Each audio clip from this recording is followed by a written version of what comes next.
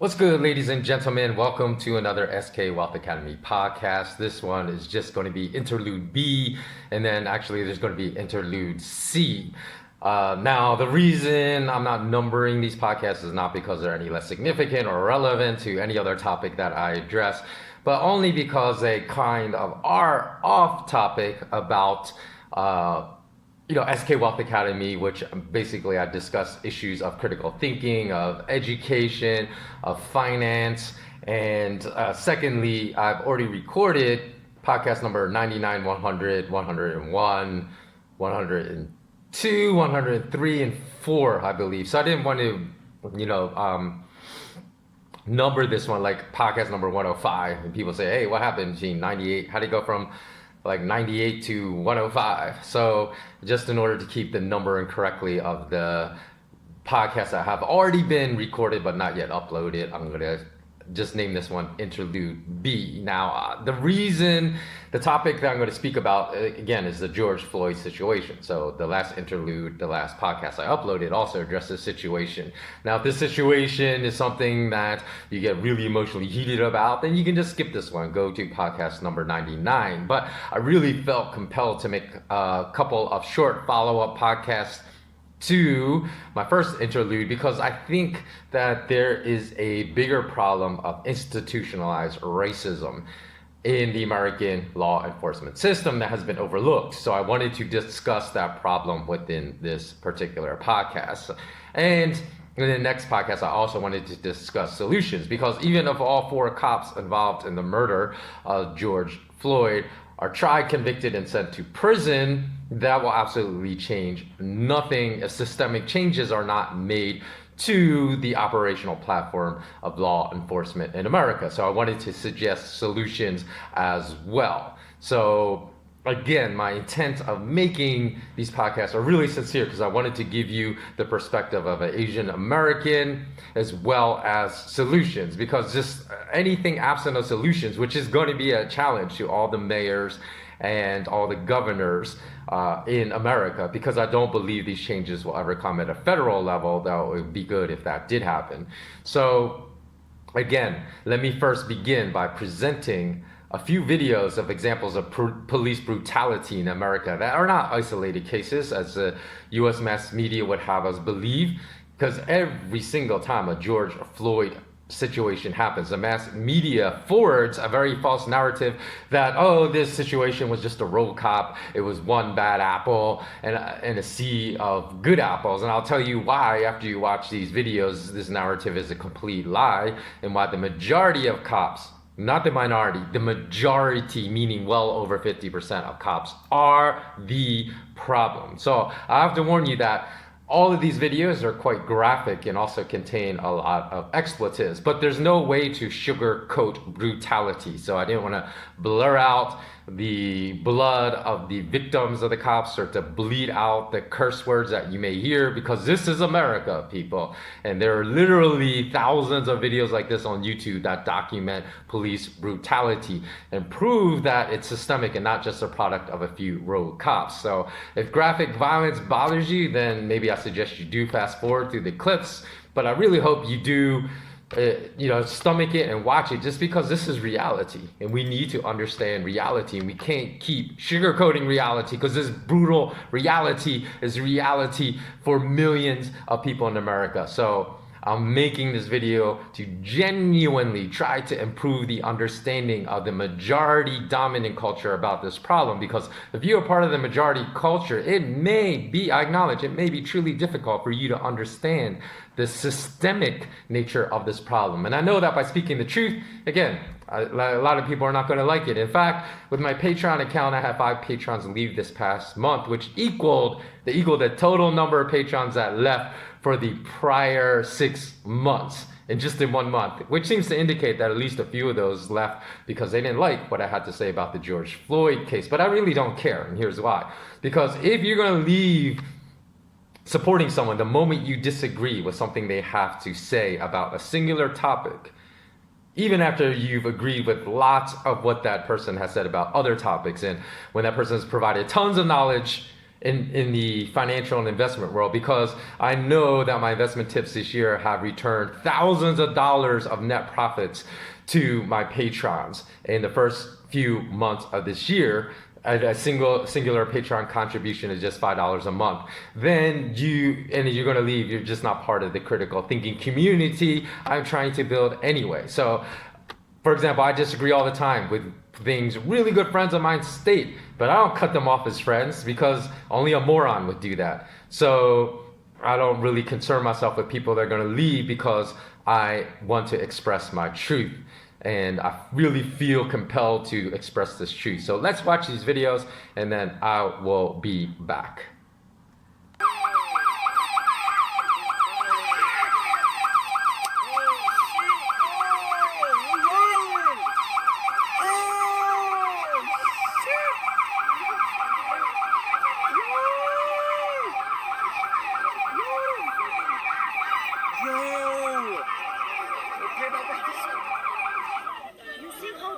Oh, she broke her arm! Oh, you broke her arm! Oh, shit! Yo, you broke her arm, boy! Yo, that's your fucking... Yo, that's your badge! Oh, damn! You broke her arm, my nigga! Fuck! Boy! No, she's pregnant! Get your hands out now! Man poses no threat to the cop, no weapon, Get him out! has headphones on so might not even be able to hear the officer clearly. So he shoots and murders him and says, "Put your hands behind." Hands, give me your hands. Now. Yeah, cuff him after you shot him in the chest and he can't breathe and you murdered him. This officer, again, not convicted, nothing happens. Judges say, oh, it's justifiable violence, justifiable shooting. That's the problem. And there are thousands of these cases, not one or two, thousands in America. People just getting murdered by cops that want to become cops to legally murder people because they know they'll never be convicted. Hey, what is that? Hang out with Deputy Jackson here. Cop's wearing a body cam. He knows it's going to be recorded. He still doesn't care. So he's planting drugs on people he stopped in traffic stops and then arresting them. Look at that. He plants meth in her car. I get pulled over. All right, the deputy asked if he could search my truck. I told him yes, he may search my truck. That's why you always have to say no when they say, "Can you search your car?" And that's why I told that story when I started turning my pockets inside out, and the cops started putting their hands in my jacket pocket. And in the spoon, there is laying a little bitty, like I guess a little tiny bag. He says it tests positive for methamphetamine.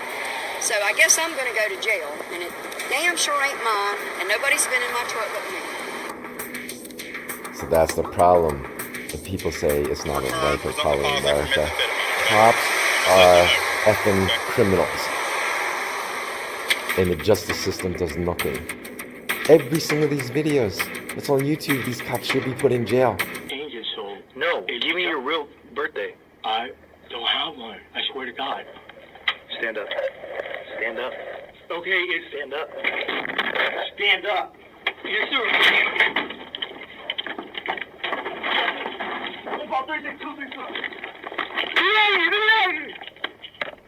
Roll on your stomach.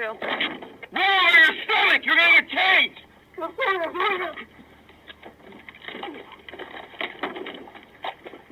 Get on your stomach. What? You're gonna get tased! No! Get on your stomach!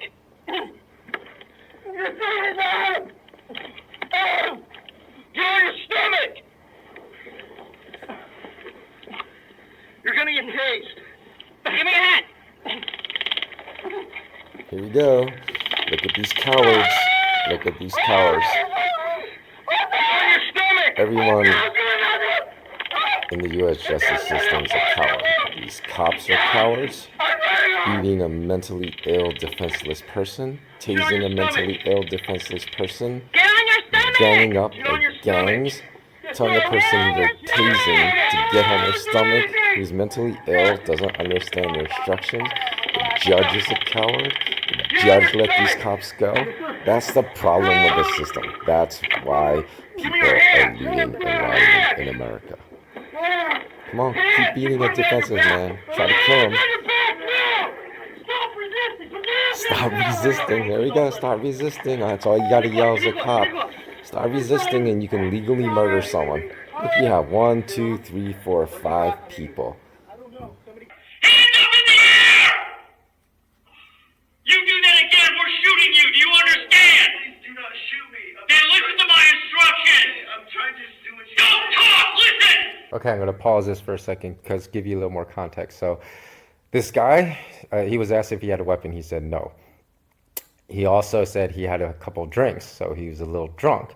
So he said, please do not shoot me. I'm trying to follow your instructions. These cops have a God complex. They want to decide who lives and who dies, and they're just looking for an excuse to murder this poor soul. Hands straight up in the air. Do not put your hands down for any reason. You think you're going to fall, you better fall on your face. Your hands go back in the small of your back or down. We are going to shoot you. Do you understand me? Yes, sir. Crawl towards me. Crawl towards me! Yes, sir. Don't go! Okay, that's like enough. You don't need to see more.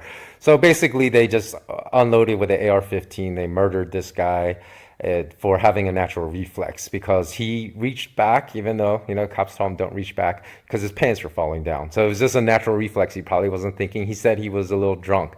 And even though this video footage was shown to a judge, this is why I say the justice system in America is rotten to the core. The judge acquitted this cop. He let the cop go. The cop served no prison time, period. Killer's house. Look how fucking many are defending this killer's house. Look how fucking many are defending this killer's house. Look how... Okay, I'm going to pause this video for a second. So this is video taken by a protester outside Derek Chauvin, who's the cop that murdered George Floyd, outside Derek Chauvin's house.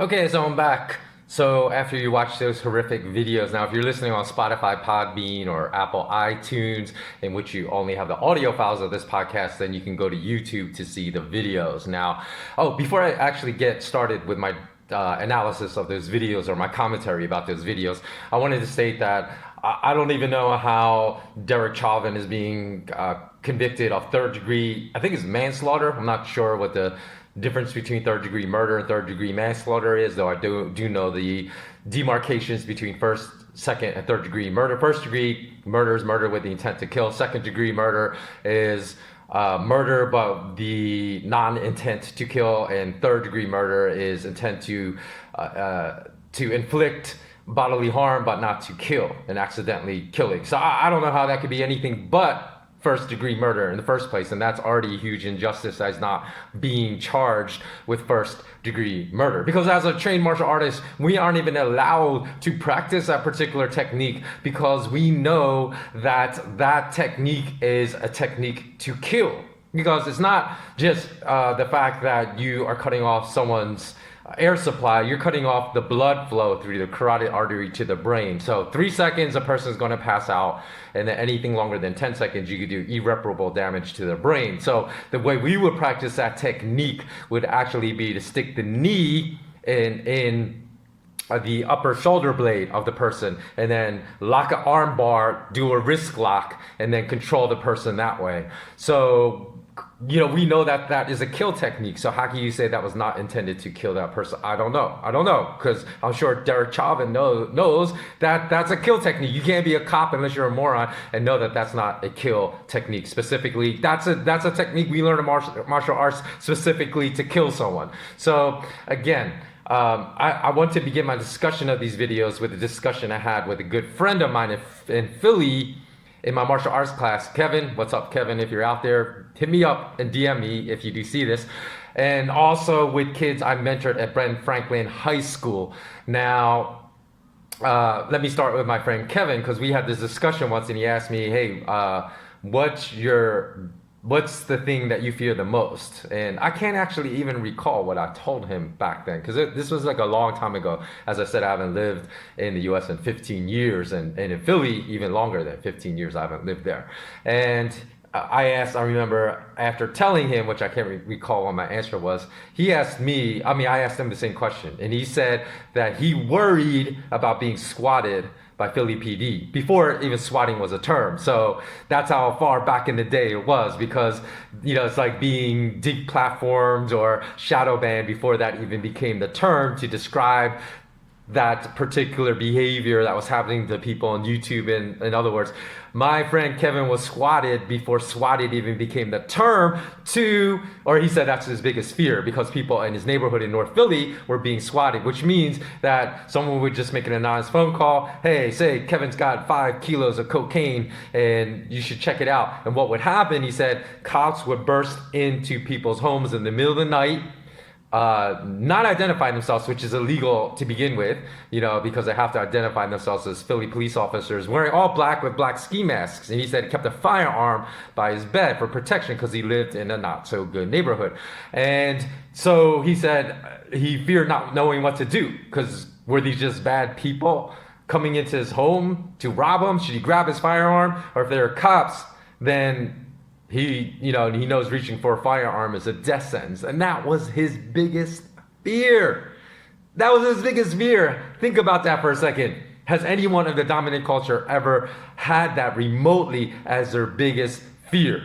Being killed by police. Now, I told you I was going to talk about kids I mentored at Brent Franklin High School, because this is right after college when I was working for this health organization, and that was in such a bad neighborhood. There were actually metal detectors, right? I was in charge of running this health clinic within that high school, and after school, I ran a program in which I would mentor these kids and, try to give them whatever life wisdom I had at 20 years old, because they were only like 14, 15 years old and whatnot. And I remember then asking those kids too, what were your biggest problems here? They say, hey, it's a rough neighborhood. I have to carry weapons with me at all times, and that's not to do any bad things, it's to protect myself. So almost all the kids would carry something. So, whether it was a knife, I don't know if any of the kids if they owned a gun, but they didn't tell me if they did, but they, all openly admitted to carrying knives for protection, just from walking home from school, which is crazy, right?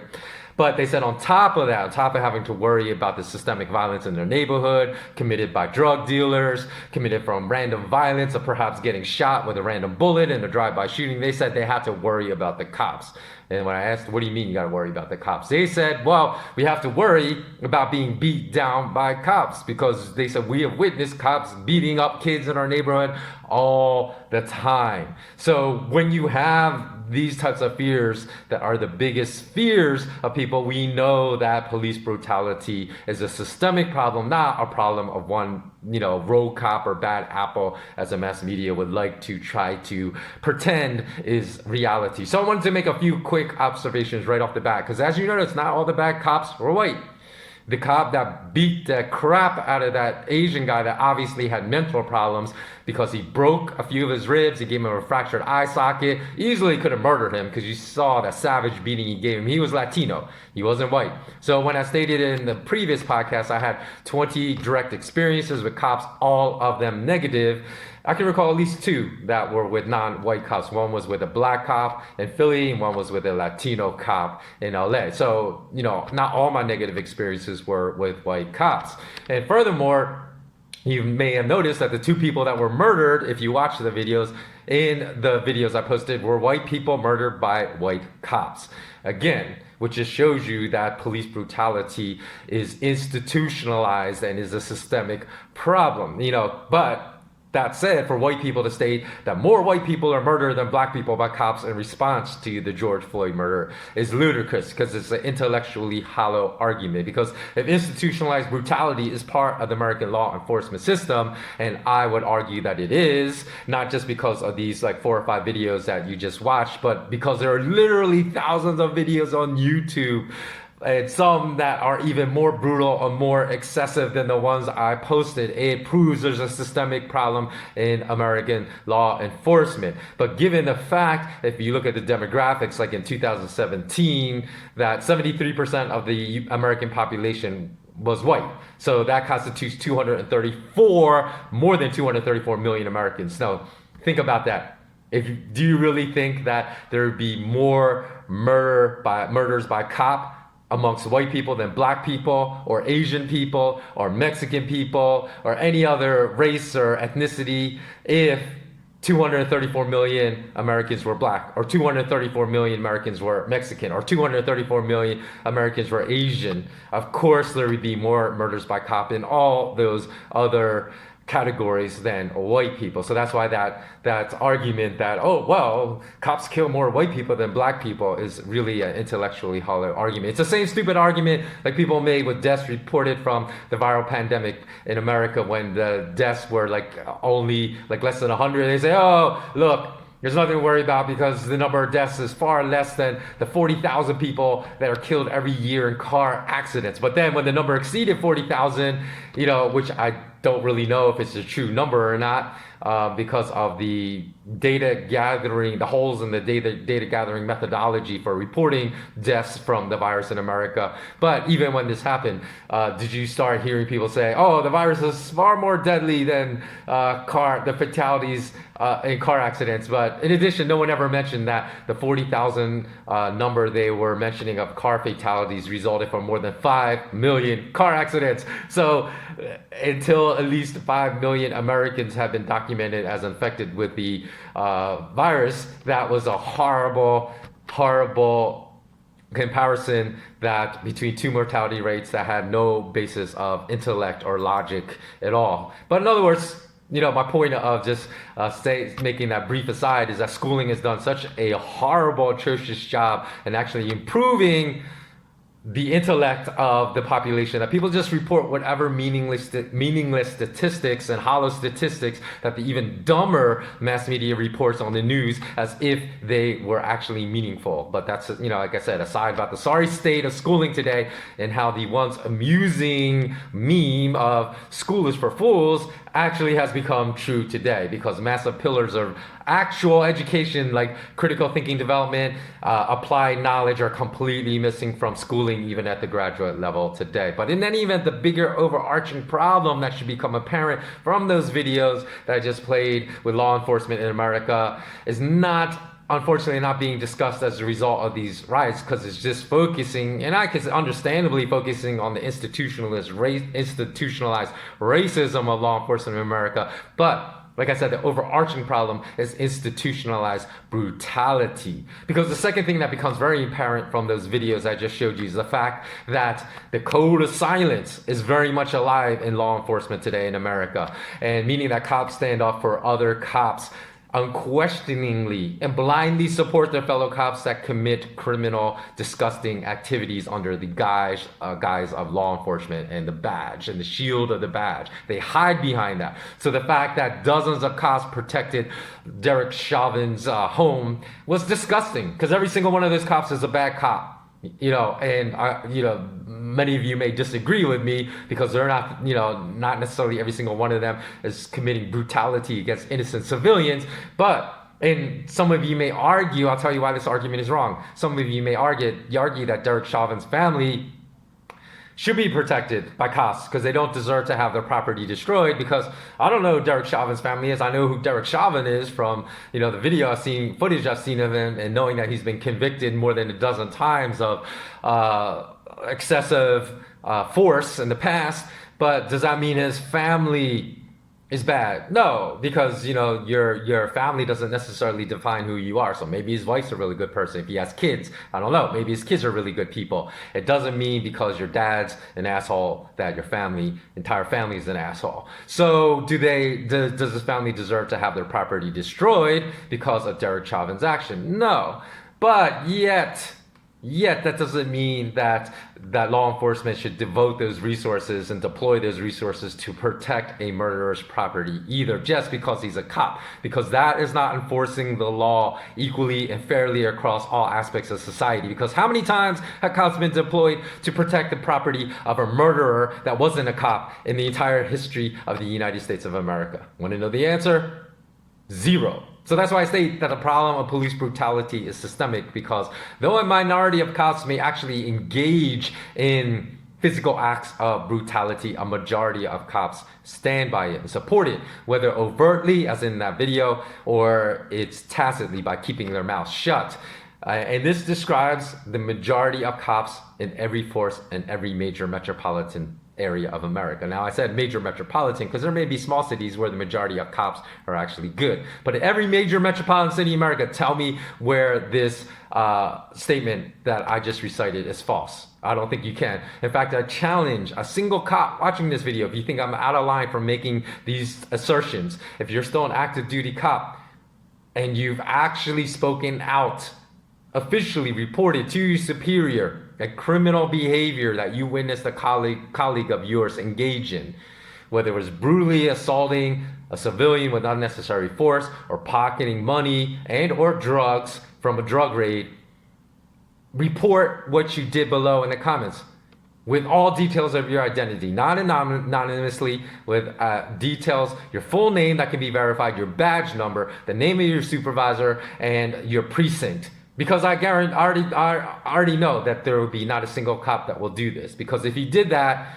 you know that that would result in your life being put in grave danger. But that is not an excuse, still not to remain silent. Because evil exists in this world not solely due to the evil committed by evil people. It exists because good people remain silent. That is the bigger danger. So, you know,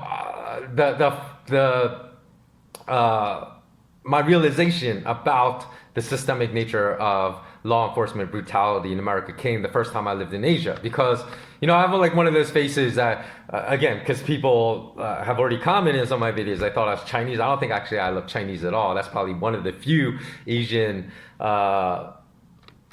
nationalities that I can't pass for. But I have been to like maybe a dozen different Asian countries, and almost all those other countries, like whether it's Malaysia, whether it's Singapore, whether it was, actually I even remember hanging out with my friend Janet. Some of her friends thought I was Chinese. So, you know, that has existed, whether it's been in Japan, Korea, I am Korean American, Thailand, even when I, you know, briefly went to smaller countries like Cambodia, Laos, I've always been mistaken by locals for being a local, by some locals. So I have one of those faces which I can, I guess, just mold and get by as being one of the nationals, being in that nation. So, but the first time I realized this was when I lived abroad for the first time, and that was in Japan. So when I was there, many people thought I was part of the majority culture, which immediately dampens any risk I have of experiencing racism from law enforcement.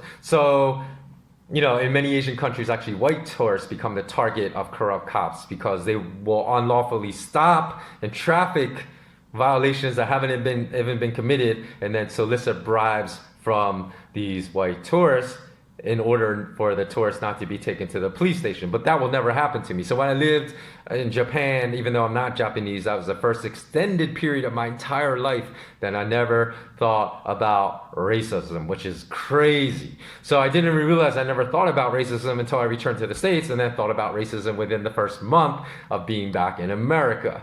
So again, that's not to say racism doesn't exist in Asia. Of course it does, because different Asian nationalities are completely racist to one another.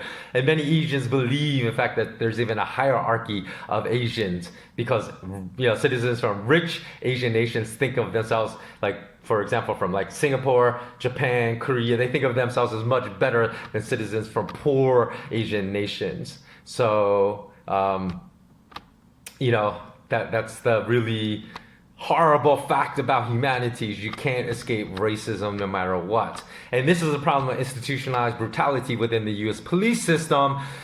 It's because the majority of cops endorse institutionalized brutality without question. You know, whether it's visible, as in their protection of Derek Chauvin's home, or whether it's just tacitly, like they're not going to go out there, but they're not going to speak against them either. So it's almost important to speak about the George Floyd case. In fact, it's more important, in my opinion, in terms of institutionalized police brutality, because police brutality crosses over and adversely affects the dominant members of the dominant culture, whereas institutionalized police racism never crosses over into the dominant culture.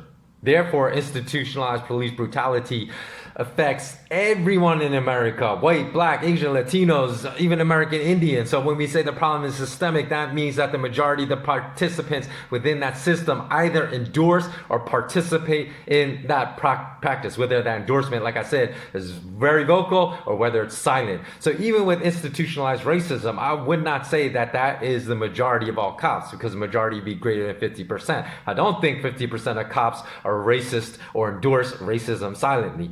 But, let me just make another quick aside, because when I say systemic, let me tell you what I mean by that. Because when I've spoken about in the past about fraud being systemic in the US banking system, in the global banking system, actually, that means every banking employee either participates or supports fraud. Again, whether that support is displayed overtly or silently doesn't matter, because silent support is every bit as dangerous as overt support, if not more dangerous, because I'd rather have a cop be overtly racist with me because I know exactly, hey, that cop's dangerous, I need to stay away from that cop, than a cop being silently racist with me because he may pretend to be friendly to me just to draw me in, have me let my guard down, whereas my guard's always going to be up with a racist cop. I let my guard down with a silently racist cop, and then he may beat me or cold cock me and blindside me. So back to my point, though, about something being systemic or not. The U.S. banking system, for example, front running is systemic because every single trader in America participates in front running, 100% of them, and that's both on the buy side and sell side. If you don't know what front running is, just look it up on the internet. It's absolute theft. It's theft by the very definition of theft. So if you don't, again, you may have heard that term if you watch financial news, front running, but it's just a euphemism because the mass media is part of the parasitic class of the banking class. They will never say it's theft. They just say front running. It's just an example of euphemisms. They always use financial mass media to downplay the criminality of the banking class, because they will always describe, like U.S. Central Bank Chairman Ben Bernanke, the former chairman, because I know it's Jerome Powell now, after the 2008 global financial crisis precipitated, Ben Bernanke would always use the term QE, or quantitative easing, which if you're not involved in the financial world, a lot of people today still don't know what quantitative easing really meant, but it was a euphemism for the central banker policy of creating inflation and currency purchasing power destruction. So regarding other reasons criminality is systemic in the global financial system, it is tacit endorsement of criminal behavior, like criminal manipulation of interest rates, of forex rates, of price suppression of gold and silver prices, and is almost in every facet of capital markets that you could think of, there was systemic criminality, all of which has been widely documented in courtrooms and admitted, and we've heard admissions of guilt by dozens of bankers in a legal setting in a courtroom. So we know this fraud is systemic. We know that other bankers know about it and remain silent about it. So criminality is said to be systemic in banking because, one, either every single person is participating in the fraud, as with front running, or two, the overwhelming majority of people involved in the system, though may be a minority actually participating in it, the overwhelming majority approve of it because they say nothing to stop it. So if we take that analogy with law enforcement in the US when it comes to brutality, in my description of it as systemic, the case is easier to make that the majority of cops either participate in brutality or know about it and turn a blind eye to it. So one can make the case in this regard that the majority of cops are actually bad, whether or not you want to categorize the majority of cops that do not participate in brutality but turn a blind eye to it as bad cops. Because I can understand that some people don't want to do so, but personally I would categorize those cops more as spineless cowards more than bad cops, even though I know some will have problems with my categorization of these bad cops as spineless cowards because of the fact that in the previous podcast of mine No, I mentioned that if a cop reports brutality of other cops, he will forever be harassed by other cops in the precinct and probably eventually be forced to resign and move to another precinct and uproot his whole family, have to move to another city in order to deal with stopping that incessant harassment that's going to result. So people say, of course, they don't want to be subject to that, so that's why they remain silent. However, despite understanding this reality, which I will address in the solution to the George Floyd, to the systemic institutionalized brutality of law enforcement in the United States, that we'll discuss in the next podcast, next interlude C. This is interlude B. I still categorize those cops as cowards because it is their duty to make our communities safer, not a more dangerous place. And by turning a blind eye and saying nothing, they are making our communities not only they're making our communities a more dangerous place for everyone, not just people of color, for everyone. But their silence is also responsible for every subsequent murder that happened after they witnessed brutality and remained silent. So in essence, without their silence and consent, George Floyd cannot be murdered. Amadou Diallo cannot be murdered. Yusuf Hawkins cannot be murdered. And every other person murdered by cops cannot have happened. And even unjustly imprisoned people like Mumia Abu-Jamal, Leonard Peltier, those people would not have been imprisoned unjustly as well. So one could choose to just walk away from a system too that they recognize as unjust. That could be the cop solution instead of remaining willingly and voluntarily as part of an unjust apparatus that continues to forward injustice. Because if enough good people walk away from an unjust apparatus, guess what? The apparatus will collapse. Okay, so that concludes interlude B. And interlude C, I'm going to tell you why, we've always heard, hey, things have not changed at all when it comes to police brutality and police racism. Now, remember, I've not lived in the United States for more than 15 years. I'm going to tell you in the next interlude why things have actually gotten worse. It's not that things have not changed. Things are actually worse today. Even though I haven't lived there, I can understand why things have become worse today than they have been in the past. It's not because everyone has a cell phone, so now we're all seeing it on YouTube videos, because those of us that have been subject to institutionalized racism with the law enforcement system, we already knew like 15, 20 years ago that this stuff was happening all the time. So we didn't need to see it on YouTube to understand that it was true.